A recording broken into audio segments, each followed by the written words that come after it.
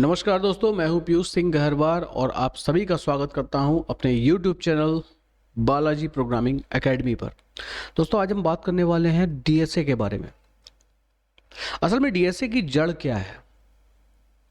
जड़ मतलब डीएसए की जो प्रॉब्लम्स पूछी जाती है नॉर्मली जब आप इंटरव्यू वगैरह के लिए जाते हैं किसी सॉफ्टवेयर कंपनी में, आईटी सेक्टर में, जब रिटन इंटरव्यू आपका होता है, रिटन एग्ज़ाम, जब रिटन एग्ज़ाम दिया जाता है तो वहाँ पर आपसे अलग अलग डीएसए के क्वेश्चंस, पजल्स सॉल्व कराए जाते हैं, या डीएसए की प्रॉब्लम सॉल्विंग आपको कोडिंग के थ्रू करनी होती है।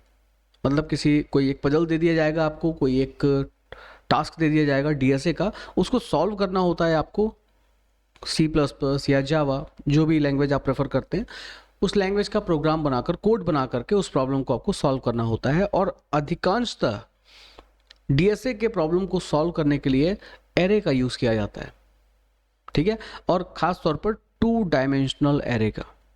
बहुत सारे ऐसे पजल्स हैं, अगर आप कुछ वेबसाइट्स हैं लाइक लीड कोड और भी कई सारी हैं, इनमें यदि आप डीएसए के प्रॉब्लम सॉल्विंग करने बैठते हैं तो वहाँ पर आप देखते हैं कि अधिकतर प्रॉब्लम सॉल्विंग 2 डायमेंशन एरे के थ्रू हम सी प्लस प्लस या जावा में परफॉर्म करते हैं। तो आज हम देखने वाले हैं 2 डायमेंशन एरे, ठीक है, क्योंकि जितना अच्छी अप्रोच आपकी 2D एरे में होगी उतना बेहतर तरीके से आप डीएसए के पजल्स को, डीएसए की प्रॉब्लम्स को सॉल्व कर पाएंगे, ठीक है। तो आइए चलिए सबसे पहले हम स्टार्ट करते हैं 2D एरे के बारे में जानकारी लेना कि किस तरह से हम 2D एरे इंप्लीमेंट करते हैं अपने C++ प्रोग्राम में, और एग्जैक्टली 2D एरे क्या होता है और क्यों इसका यूज़ किया जाता है। ऑलराइट, चलिए स्टार्ट किया जाए। 2D एरे, इसके पहले के वीडियोस में हमने एरे के बारे में समझा, देखा, जाना और प्रोग्राम में यूज़ भी किया, कई सारे इसके एग्जांपल्स देखे हमने। आज हम देखने वाले 2D एरे। तो 2D एरे के बारे में हम जाने इसके पहले जानते हैं हम कि जो इसके पहले हमने एरे यूज़ किया वो कौन सा एरे था। वो था असल में सिंगल डायमेंशन एरे, राइट। उसको डिफाइन करने का तरीका कुछ ऐसा था, जब हम C++ के प्रोग्राम में कोई भी सिंगल डायमेंशन एरे डिफाइन करते हैं तो कुछ इस तरह से करते हैं, ऑलराइट। और यहाँ पर जब इस तरीके से एरे डिफाइन होता है तो जो आपके एरे के वेरिएबल्स क्रिएट होते हैं वो एक लाइन से 5 वेरिएबल्स क्रिएट होते हैं, ऑलराइट। 5 वेरिएबल कुछ इस तरह से क्रिएट होते हैं, 1 2 3 4 एंड 5। और इन वेरिएबल्स की जो नेमिंग होती है वो क्या होती है? A0, then A1 A2 3 4, right. 0 से लेकर 4 तक इंडेक्सिंग होती है इन सारे वेरिएबल्स की, और वेरिएबल का नाम पांचों का ऑफकोर्स A ही होता है। पांचों वेरिएबल का नाम होगा A, लेकिन इंडेक्स होंगे 0 से 4 तक अलग अलग, ऑलराइट।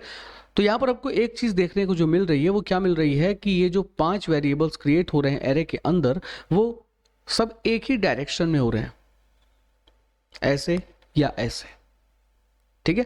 मतलब एक ही डायमेंशन की ओर कंटिन्यू वेरिएबल्स क्रिएट होते जा रहे हैं जितने भी आपने एरे के अंदर क्रिएट करने का इंस्ट्रक्शन दिया हुआ है। यहाँ पर हमने 5 का दिया हुआ है, इंटीजर A5, राइट। तो यहाँ पर 5 वेरिएबल क्रिएट होंगे और पांचों एक ही डायरेक्शन में क्रिएट होंगे।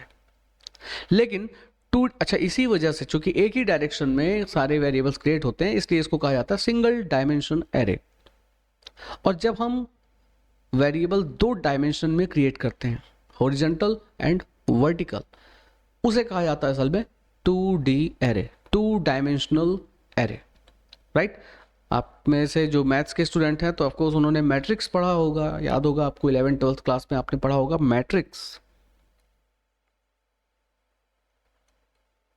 कुछ कुछ उससे मैच करता है 2D एरे, ठीक है। तो 2D एरे में असल में क्या मैंने बताया कि आपको हॉरिजॉन्टल डायरेक्शन में भी वेरिएबल क्रिएट करते हैं और वर्टिकली भी वेरिएबल क्रिएट करते हैं, यानी 2 अलग अलग डायरेक्शन में वेरिएबल्स क्रिएट किए जाते हैं 2D एरे में, इसीलिए इसको कहा जाता है 2 डायमेंशनल यानी 2D एरे, राइट।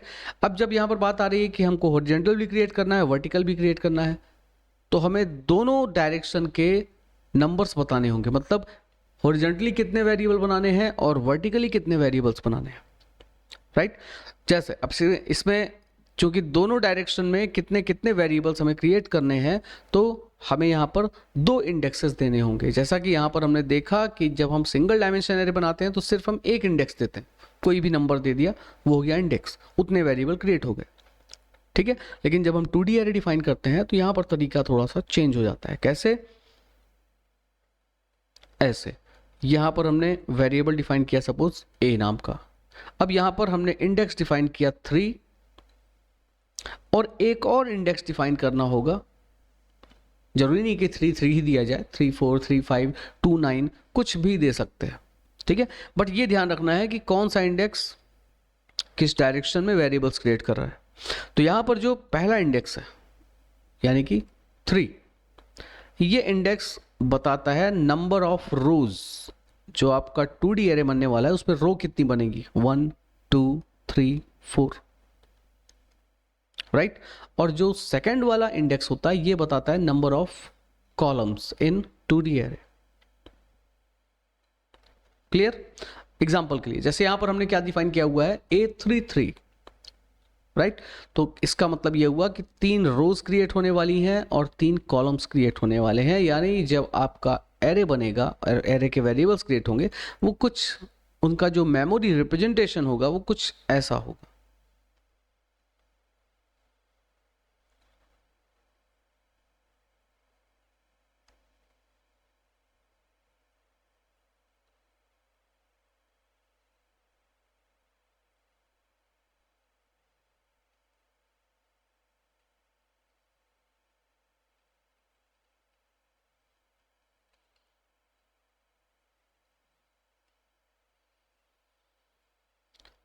तो ये यहाँ पर 3 रोज क्रिएट हो गई।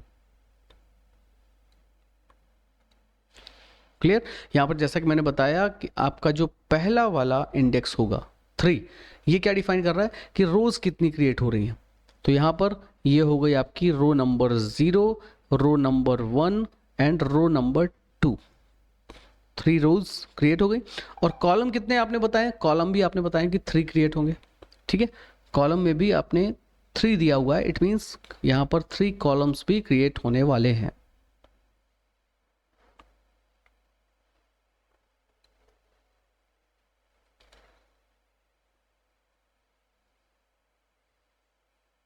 ये क्रिएट हो गए 3 कॉलम्स।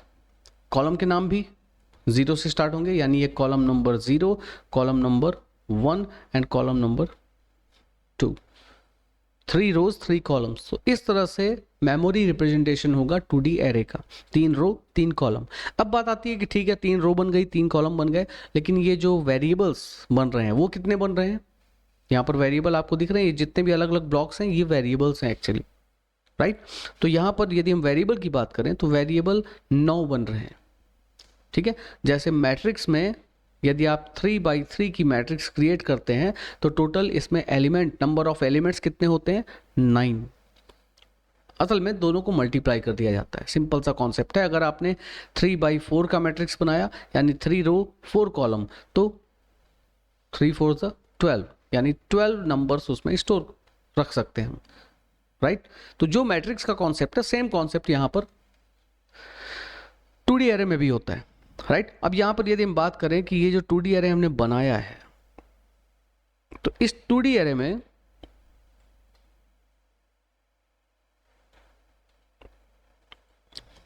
ये जो 9 वेरिएबल्स क्रिएट हो रहे हैं, इन 9 वेरिएबल्स की नेमिंग कैसे होगी। तो नेमिंग तो हमेशा की तरह जैसा जब हम कोई भी एरे वेरिएबल क्रिएट करते हैं तो एरे के हर वेरिएबल का नाम तो हमेशा सेम होता है। अगर आपने ए नाम का वेरिएबल बनाया है एरे का, तो एरे के जितने भी वेरिएबल्स क्रिएट होंगे उन सभी का नाम ए ही होगा। चेंज क्या होता है, इंडेक्स, राइट।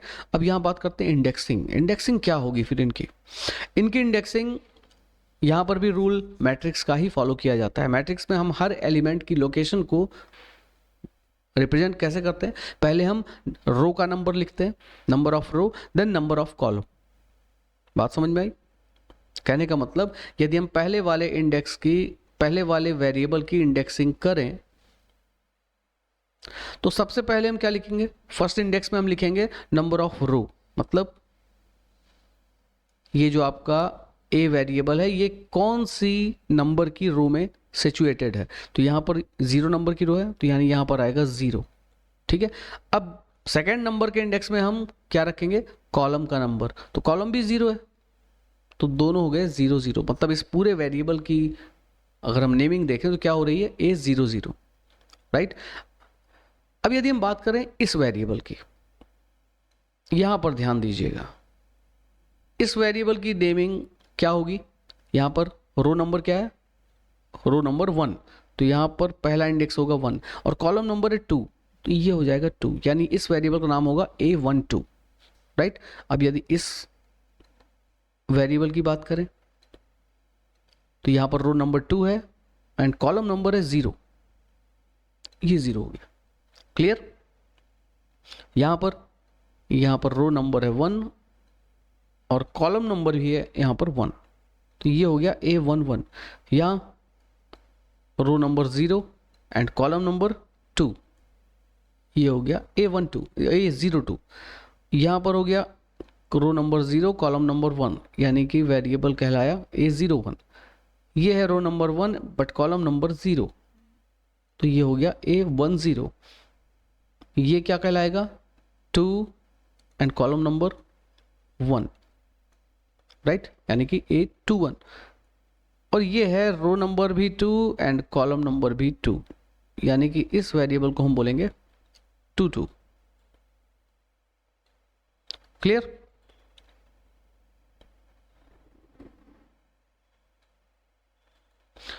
तो आई होप ये कॉन्सेप्ट आपको समझ में आ गया होगा कि किस तरह से हम नेमिंग करते हैं 2D एरे के वेरिएबल्स की। ऑलराइट, अब यहाँ पर देखिए खास बात क्या है कि जब भी हम 2D एरे को इम्प्लीमेंट करते हैं अपने C++ के प्रोग्राम में, तो जब भी हम 2D एरे में इनपुट कराते हैं वैल्यूज़ को या आउटपुट एक्सेस करते हैं, तो हमें नेस्टेड लूप का यूज़ करना पड़ता है। ठीक है, अब बात आती है नेस्टेड लूप का यूज़ क्यों, कैसे, किस लिए। तो इसलिए क्योंकि जब हम रो नंबर 0 में इनपुट करने जाते हैं, यानी कि ये वाली रो, तो जब इस रो में हम इनपुट करेंगे तो कितनी वैल्यू इनपुट करानी होगी हमें, 1 2 एंड 3, 3 वैल्यू इनपुट करेंगे, क्योंकि पहली रो में 3 वेरिएबल्स रखे हुए हैं। कैसे 3 वेरिएबल्स, पहले वाले कॉलम का जिसका नाम है 0, कॉलम नंबर 1, कॉलम नंबर 2, यानी column number 0, column number 1, column number 2, total 3 values हमें रखनी होगी रो नंबर 0 के लिए। मतलब जब हम रो नंबर 0 पे काम करेंगे तो यहाँ पर हमें 3 वैल्यू भरनी पड़ेगी कॉलम नंबर 0 1 2 के लिए, राइट। देन उसके बाद हम उतरेंगे नीचे वाली रो में, यानी कि रो नंबर 1 में, यहाँ भी हमको भरना पड़ेगा column number 0, column number 1, column number 2। Then row number 2 में आएंगे, यहाँ पर भी column number 0, column number 1, column number 2, clear होगा। तो यहाँ पर देखिए स्ट्रक्चर काफ़ी कुछ नेस्टेड लूप जैसा बन रहा है। हम आई और जे यूज़ करते थे जब नेस्टेड लूप के प्रोग्राम्स बनाते थे। तो अगर हम आई के थ्रू लूप चलाएं तो लूप कहाँ से कहाँ तक चल रहा है, 0 1 2, और आई लूप के अंदर एक जे लूप लगा हुआ है जो हर बार चल रहा है 0 1 2, फिर स्टार्ट हो गया 0 1 2, फिर स्टार्ट हो गया 0 1 2। ठीक है, तो यहाँ पर इस रो और कॉलम इनको रिप्रेजेंट करने के लिए हमें नेस्टेड लूप की ज़रूरत पड़ती है, और हम नेस्टेड लूप लगा करके इनके इंडेक्सेस को कंट्रोल करते हैं, रिप्रेजेंट करते हैं, क्लियर। अब आइए इसका प्रोग्राम देखते हैं बना करके। छोटा सा प्रोग्राम सिंपल सा बनाना है, यहाँ पर कोई भी ऑपरेशन हम परफॉर्म नहीं करने वाले हैं। इसमें जस्ट हम एक 2 डायमेंशनल एरे डिफाइन करेंगे प्रोग्राम के अंदर, और उस 2 डायमेंशनल एरे में वैल्यूज इनपुट करेंगे और उसी वैल्यू को आउटपुट के रूप में प्रिंट कर देंगे। केवल इनपुट करना है, आउटपुट करना है, केवल इतना ही करना है आज के इस प्रोग्राम में। ऑलराइट, चलिए देखते हैं प्रोग्राम कैसे बनेगा, किस तरह से हम इम्प्लीमेंट करते हैं C++ के प्रोग्राम में 2D एरे को। ऑलराइट, तो यहाँ पर हम न्यू फाइल बनाते हैं m19.cpp। ऑलराइट, यहाँ पर हमने सबसे पहले अपनी पसंदीदा फाइल iostream.h को इंक्लूड किया। Then using name space std,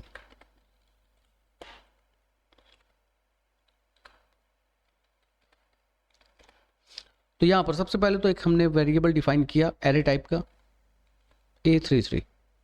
alright, अब इसके अंदर हमें इनपुट कराने हैं कुछ वैल्यूज। अब यहाँ चूंकि हमने जो वेरिएबल डिफाइन किया है वो किया है 3 इट मीन्स 3 रोज 3 कॉलम्स, और अगर 3 रोज 3 कॉलम्स हैं 2D एरे के अंदर तो उसमें टोटल कितने वेरिएबल्स क्रिएट होंगे, 3 इंटू 3 दैट इज 9। राइट, तो यहाँ पर हमने एक मैसेज दे दिया enter 9 values in array. Okay, अब यहाँ पर हमने स्टार्ट किया अपना लूप स्टार्ट किया हमने 0 से 2। ठीक है, यहाँ पर आई के थ्रू हम रिप्रेजेंट करने वाले हैं रोज को और जे के थ्रू रिप्रेजेंट करेंगे कॉलम्स को। तो हमारी रोज कितनी क्रिएट हो रही है, 3, 0 1 2, इसीलिए हमने आई को 0 से 2 तक रखा हुआ है। क्लियर। अब इसके अंदर लगने वाला एक इनर लूप जिसको हम जे से कंट्रोल करेंगे। ठीक है, जे किसको रिप्रेजेंट करने वाला है, कॉलम को, और इत्तेफाक से कॉलम भी हमने 3 बना रखे हैं 0 1 2। तो जे को भी हम चलाने वाले हैं यहां पर 0 से 2 तक। राइट, और इसके अंदर हमें काम क्या करना है, 2D एरे में इनपुट कराना है। तो यहां पर हमने सी इन ए आई जे, ये इनपुट के लिए हमारा लूप हो गया। राइट, अब सेम ये जो जब लूप नेस्टेड लूप कंप्लीट होगा तो 9 वैल्यूज आपके 2D एरे में जाकर के स्टोर हो जाएंगी। 9 टाइम्स ये हमसे इनपुट मांगने वाला है। ठीक है, और 9 टाइम्स वैल्यू जब इनपुट करेंगे तो वो 9 वेरिएबल्स में स्टोर हो जाएंगी। अब उन 9 वैल्यूज को हमें एक्सेस करके प्रिंट करना है मैट्रिक्स के फॉर्म में। मैट्रिक्स के फॉर्म में इन द सेंस कि 3 रोज दिखनी चाहिए, 3 कॉलम्स दिखने चाहिए, 1 2 3 4 5 6 7 8 9, कुछ इस फॉर्मेट में हमारी वैल्यूज प्रिंट होनी चाहिए, आउटपुट में आनी चाहिए। ऑलराइट, देखते हैं कि इसके लिए क्या करना होगा हमें। तो इसके लिए फिर से हम सेम ऐसा ही लूप लगाने वाले हैं, तो क्यों ना इसी को कॉपी कर लें। यहां पर मैसेज हमने लिख दिया गिवन वैल्यूज, और अगेन यहां पर हम आई लूप लगाएंगे, मतलब एक लूप लगाएंगे 0 से 2, उसके अंदर नेस्टेड लूप भी होगा, इनर लूप भी होगा 0 से 2। बट इसके अंदर हम क्या करने वाले हैं, अब इनपुट नहीं करना, अब यहां पर हम करने वाले हैं प्रिंट। यहां हमने लिख दिया सी आउट। ठीक है, और जो वैल्यूज प्रिंट करेंगे उन वैल्यूज के बीच में हमें थोड़ा सा स्पेस भी रखना है ताकि हम अलग अलग वैल्यूज को आइडेंटिफाई कर सके। तो यहां पर हमने /t रख दिया, और 3 बार जे लूप कितनी बार चल रहा है, 0 1 2, 3 बार हो गया। 3 वैल्यू प्रिंट करने के बाद हमें लाइन भी चेंज करना है, क्योंकि जब पहली रो में रो नंबर 0 की वैल्यूज को प्रिंट करेंगे तो 3 वैल्यू मिलेगी, कॉलम नंबर 0 वाली, 1 वाली, 2 वाली। राइट, 3 वैल्यू प्रिंट होगी, उसके बाद लाइन चेंज होगी। तो लाइन चेंज करने के लिए हम जे लूप के ठीक बाहर आकर के यहां लगा देंगे \n। क्लियर। अब इसको एक बार रन करके देखते हैं क्या हमें वैसा आउटपुट मिल रहा है जैसा हम सोच करके ये प्रोग्राम बना रहे हैं। पहले टर्मिनल की हालत देख लें, साफ सुथरा कर लें टर्मिनल को। साफ सुथरे टर्मिनल में काम करने में मजा आता है ना। सफाई हो गई।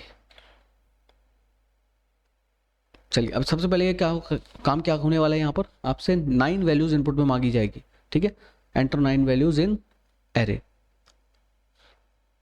राइट, 9 वैल्यूज हमसे मांग रहा है, हम यहाँ पर 9 वैल्यूज दे देते हैं। चलिए सिंपल वैल्यू देते हैं, 1 से लेकर 9 तक हम 1 2 3 4 5 6 7 8 9।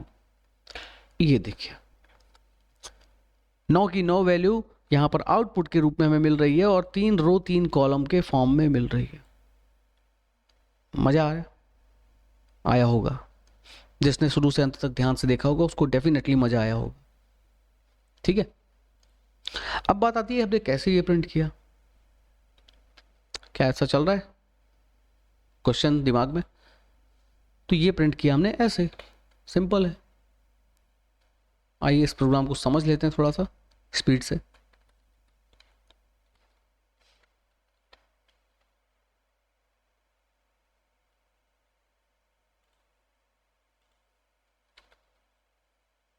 तो ये रहा हमारा प्रोग्राम।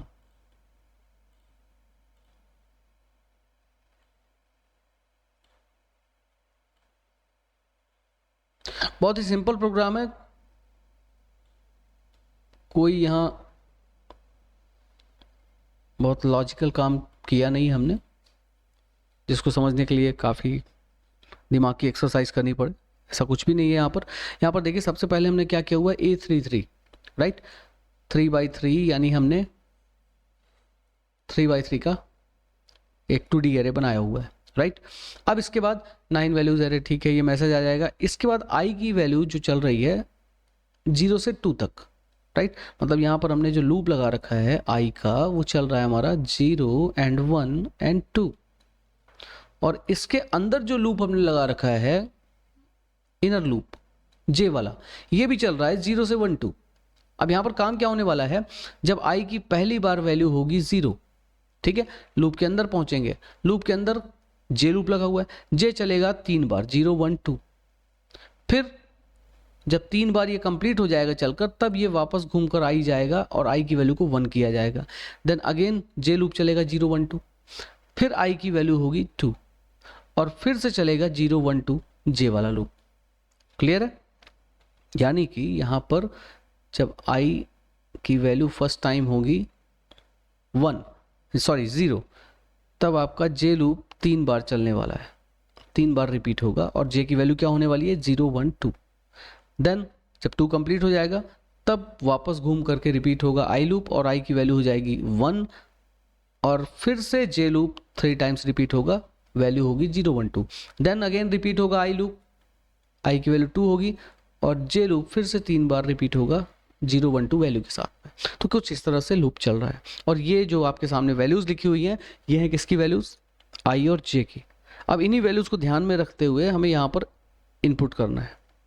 हमें नहीं, कि काम तो कंप्यूटर करेगा, लेकिन कंप्यूटर आई और जे किसको रिप्रेजेंट कर रहे हैं, रो और कॉलम को, ठीक है। तो यहाँ पर जब फर्स्ट टाइम लूप चला तो आई और जे की वैल्यू क्या होने वाली है, आई की वैल्यू 0, अंदर आया जे की वैल्यू भी 0, यानी आई और जे दोनों 0 हैं, 0 0। तो इस पूरे स्टेटमेंट का मतलब क्या हो गया, सी इन ए 0 0, मतलब जो पहली वैल्यू आपसे इनपुट मांगी जा रही है वो A00 के लिए मांगी जा रही है, राइट। उसके बाद जे लूप आगे बढ़ेगा तो जे की वैल्यू हो जाएगी 1, यानी अगली वैल्यू जो आपसे इनपुट मांगी जाएगी वो 0 1 के लिए मांगी जाएगी। फिर जे लूप आगे बढ़ेगा, जे की वैल्यू 2 हो जाएगी, तो तीसरी वैल्यू जो आपसे इनपुट मांगी जाएगी वो 0 2 के लिए मांगी जाएगी। बात समझ में आ रही? आई आपका 0 है और जे होगा 0, फिर 1 होगा, फिर 2 होगा, इस तरह से 3 बार इनपुट मांगा जाएगा, ठीक है। 3 इनपुट देने के बाद जे लूप कंप्लीट हो जाएगा। अब जे लूप कंप्लीट हो जाएगा तो आई लूप फिर से घूम के जाएगा वापस, राइट, और आई लूप घूम के वापस जाएगा तो आई की वैल्यू हो गई 1।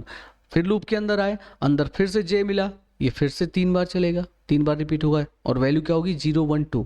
तो आई की वैल्यू हो चुकी है 1, जे की वैल्यू 0, यानी अब जो वैल्यू आप इनपुट करेंगे वो कौन से वेरिएबल में पहुंचेगी, A10 में, उसके बाद A11 में, उसके बाद A12 में, यानी 3 वैल्यू जो अगली आप इनपुट करेंगे वो जा करके स्टोर होंगी कौन सी वेरिएबल में, 10 A11 A12, राइट। फिर से लूप घूमेगा, आई की वैल्यू हो जाएगी अब 2, जे फिर से 0 1 2 वैल्यू लेकर के आएगा। तो अब जो 3 वैल्यू आप इनपुट करेंगे वो जाएगी 2 0, यानी लास्ट वाली रो में जिसका नाम है 2 2 0 2 1 एंड 2 2। इस तरह 9 वैल्यू आप इनपुट करेंगे, ठीक है। मतलब यहाँ पर जो आपने 9 वैल्यूज इनपुट करा रखी थी, अभी जो हमने देखा था प्रोग्राम को रन होते हुए, तो ये जो आपने 9 वैल्यूज इनपुट कराई है ना, तो 1 2 3, ठीक है, पहली दूसरी तीसरी, मतलब जो फर्स्ट सेकेंड थर्ड वैल्यू है वो किस में जा रही है, असल में वो जा रही है 0 0 में, फिर 0 1 में, देन 0 2 में, राइट। उसके बाद जो अगली 3 वैल्यू है यानी 4 5 6, ये किस में पहुंच रही है, 1 0 A11 A12 में, और फिर 7 8 9, ये तीनों वैल्यू जा रही है A20 A21 एंड A22 में। क्लियर? अब इसके बाद हमने क्या काम किया हुआ है, इसके बाद हमने फिर से लूप लगा दिया, सेम वही जैसा ऊपर लगाया था 0 से 2i, उसके अंदर इनर लूप है j, वो भी 0 से 2 चल रहा है, यानी लूप हमारा सेम फिर से इसी तरह चल रहा है जैसा यहाँ पर बना हुआ है। बट इस बार हम लूप के अंदर क्या काम कर रहे हैं, सी आउट, मतलब इस बार प्रिंट कर रहे हैं। ठीक है, अब प्रिंट कर रहे हैं किसको, aij को। तो यहाँ पर ij की वैल्यू फिर से वैसे ही चल रही है जैसे इनपुट में चल रही थी। फर्स्ट टाइम आई जे कितना है, 0 0। तो यहाँ पर लिखा हुआ स्टेटमेंट क्या रिप्रेजेंट कर रहा है, सी आउट A00, मतलब A00 में जो वैल्यू आपने इनपुट की थी उसको प्रिंट करिए, राइट। तो यहाँ पर A00 में वैल्यू क्या इनपुट होती, 1, प्रिंट हो जाएगी। उसके बाद देखिए यहाँ पर स्टेटमेंट हमने लगाया, ये लगाया हुआ है /t, इसका काम क्या है, ये टैब स्पेस दे देगा वैल्यू प्रिंट करने के बाद, यानी 1 के बाद। तो 1 के बाद थोड़ा सा हम स्पेस लेके आगे सरक जाएंगे। ठीक है, अब यही लूप चला आपका दूसरी बार, यानी अभी j की वैल्यू, j पहली बार लूप चल रहा था, j की वैल्यू थी 0, अब j की वैल्यू हुई 1, यानी अब ij मतलब 0 1 की वैल्यू प्रिंट होगी जो कि 2 है, ये 2 प्रिंट हो गया। ठीक है, लूप फिर से आगे बढ़ा, अब j की वैल्यू 2 हो गई, तो अब प्रिंट होगी 0 2 की वैल्यू जो कि है 3। क्लियर। तो इस तरह से 2 तक जे लूप कंप्लीट हो गया। अब हम जे लूप से बाहर निकलेंगे और यहां पर देखिए जे लूप आपका यहां से लेकर यहां तक है, जिसको 3 टाइम्स रिपीट होना था, 0 देन 1 देन 2। ठीक है, 3 टाइम रिपीट हो चुका है, 2 तक पहुंच चुकी है जे की वैल्यू। अब जे लूप से निकलेंगे हम बाहर, बाहर निकलते ही देखिए हमें क्या मिल रहा है, लाइन चेंज करने का ऑर्डर, न्यू लाइन में जाने का ऑर्डर। तो यहां से 3 प्रिंट करते ही हम आ जाएंगे न्यू लाइन में, राइट। देन यहां पर आई लूप क्लोज हो रहा है, तो ये फिर से घूम कर गया वापस आई लूप, अब आई की वैल्यू हो गई 1, अंदर पहुंचते ही फिर से जे स्टार्ट हो जाएगा 0 1 2। तो अब प्रिंट होगी कौन सी वैल्यू, 1 0 की वैल्यू, देन 1 1 की वैल्यू, देन 1 2 की वैल्यू जो कि क्या है 4 5 6, 4 5 और 6। तो इस तरह से जे फिर से 2 तक कंप्लीट हो गया, फिर से लूप रिपीट होगा। ठीक है, जे लूप से बाहर आते ही फिर से /n मिलेगा, तो लाइन चेंज हो जाएगी और जे की वैल्यू वापस घूम करके हो जाएगी 2। जे फिर से चलेगा 0 1 2, यानी अब प्रिंट होने वाली है 2 0 की वैल्यू, 2 1 की वैल्यू और 2 2 की वैल्यू जो कि हमने दे रखी है 7 8 9। तो कुछ इस तरह से आपको आउटपुट मिल रहा है जो कि यहां हमने अभी जस्ट देखा है। क्लियर। तो इस तरह से हम एक्सेस करते हैं 2D एरे की वैल्यूज को, और इस तरह से हम 2D एरे के वेरिएबल्स में वैल्यूज इनपुट करते हैं नेस्टेड लूप का यूज करके। बस इसी प्रैक्टिस को आपको जितना ज़्यादा कर सकते हैं उतना ज़्यादा करिए, आपको DSA के प्रॉब्लम समझ में आने शुरू हो जाएंगे, ये प्रॉमिस है मेरा। ठीक है, हालांकि ऐसा नहीं कि इसके बाद मैं अब 2D एरे ख़त्म करने वाला हूँ। नेक्स्ट वीडियो लेक्चर में हम 2D एरे के कुछ और भी प्रोग्राम्स देखेंगे जिसमें मैट्रिक्स के प्रॉब्लम्स को सॉल्व करेंगे, जैसे मैट्रिक्स को सम करना, मैट्रिक्स को मल्टीप्लाई करना, कुछ ऐसे प्रोग्राम्स हम डिस्कस करेंगे अपने नेक्स्ट वीडियो लेक्चर में। तो आज का ये वीडियो लेक्चर यदि आपको पसंद आया हो, मज़ा आया हो, हालांकि अगर पूरे मन से आपने पढ़ा होगा तो डेफिनेटली मज़ा आया होगा। तो अगर मज़ा आ गया लाइक ज़रूर कर दीजिएगा मेरे इस वीडियो को, और शेयर करिएगा अपने ज़्यादा से ज़्यादा फ्रेंड्स को, क्लासमेट्स को। ठीक है, तो नेक्स्ट वीडियो तक के लिए keep practicing, keep coding. Bye bye, thank you, शुभ रात्रि, जय श्री राम।